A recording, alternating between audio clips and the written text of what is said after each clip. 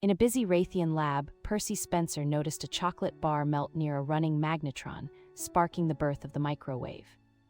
Spencer, a self-taught engineer, spent decades refining radar tech before a kitchen appliance idea finally clicked.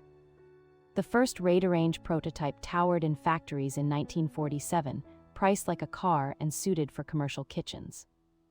Over decades, it shrank to countertop size, gained turntables, safer circuits, and later digital controls that transformed home cooking. From popcorn experiments to quick reheats, the microwave reshaped kitchens worldwide, yet its origin remains a serendipitous laboratory curiosity.